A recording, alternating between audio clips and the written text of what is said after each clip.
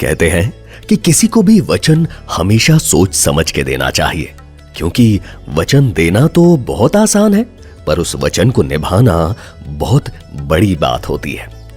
इस वचन के कारण ही श्री राम को वनवास जाना पड़ा था। एक ऐसे ही वचन के कारण भगवान शिव और हनुमान जी में अत्यंत भयंकर युद्ध हुआ था। आखिर क्या था यह पूरा किस्सा, आइए सुनते हैं। जय श्री राम। मैं हूं निशांत और आप सुन रहे हैं रेड एफएम पॉडकास्ट पर मेरे प्रभु राम। इस एपिसोड में हम लाए हैं आपके लिए रामायण की एक और अनसुनी कहानी, जो शायद आपने अपनी दादी नानी से भी नहीं सुनी होंगी। तो चलिए शुरू करते हैं। यह किस्सा उस समय का है जब वनवास से लौटने के बाद श्री राम ने अश्वमेध यज्ञ करवाया था। उस यज्ञ का घोड़ा घूमते हुए देवपुर नाम के नगर में पहुंचा, जहां के राजा वीरमणि थे, जो भगवान शिव के परम भक्त थे और इसलिए उस देवपुर की रक्षा स्वयं शिव जी किया करते थे। वीरमणि के पुत्र रुक्मांगद ने यज्ञ के घोड़े को बंदी बना लिया था, और जैसे ही यह बात श्री राम के भाई शत्रुघ्न को पता चली, उन्होंने तुरंत ही देवपुर पर आक्रमण कर दिया। यह युद्ध इतना भयंकर था कि इसमें भरत के पुत्र पुष्कल और हनुमान जी को भी उतरना पड़ा। युद्ध में राजा वीरमणि बुरी तरह से घायल हो गए थे, जिसके बाद उनकी सेना अपनी जान बचाकर भागने लगी। घायल वीरमणि ने शिवजी को मदद के लिए पुकारा। अपने भक्त का यह हाल देखकर वचनबद्ध भगवान शिव भी देवपुर की रक्षा के लिए रणभूमि में उतर आए। भगवान शिव ने अपने एक रुद्र अवतार वीरभद्र को पुष्कल से और नंदी को हनुमान से युद्ध करने का आदेश दिया।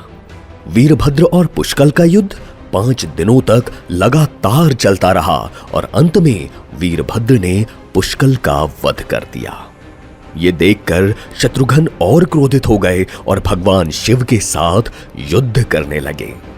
भगवान शिव ने उन्हें मूर्छित कर दिया, जिसके बाद हनुमान जी ने भगवान शिव को ललकारा और कहा, आप स्वयं श्री राम के भक्त हैं, फिर आप हमसे युद्ध क्यों कर रहे हैं?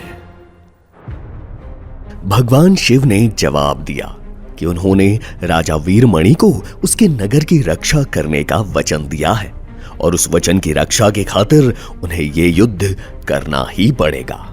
फिर क्या था, हनुमान जी और शिव जी के बीच घमासान युद्ध होने लगा। रणभूमि में हनुमान जी के पराक्रम और कौशल से प्रसन्न होकर शिव जी ने उन्हें एक वरदान मांगने को कहा। तब हनुमान जी ने उनसे निवेदन किया, प्रभु, युद्ध में पुष्कल की मृत्यु हो गई है। मैं उनके लिए द्रोणागिरी पर्वत से संजीवनी बूटी लेने जा रहा हूं। तब तक आप पुष्कल के शरीर की रक्षा कीजिएगा। हनुमान जी द्रोणागिरी से संजीवनी बूटी ले आए और पुष्कर को पुनः जीवित किया और साथ ही मूर्छित शत्रुघ्न को भी स्वस्थ किया। दोबारा से शत्रुघ्न और शिवजी में फिर युद्ध होने लगा। शत्रुघ्न किसी भी तरह से हार मानने को तैयार नहीं थे।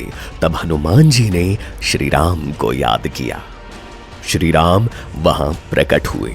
उन्हें देखकर भगवान शिव उनकी शरण में आ गए और उन्होंने राजा वीरमणि को भी ऐसा ही करने को कहा।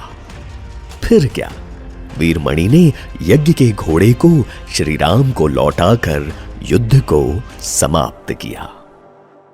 ये पूरी घटना और कुछ नहीं बल्कि भोलेनाथ की ही लीला थी, जो अपने ही अंश यानी कि हनुमान की परीक्षा लेना चाहते थे, और आखिर में हनुमान जी इस परीक्षा में उत्तीर्ण हुए।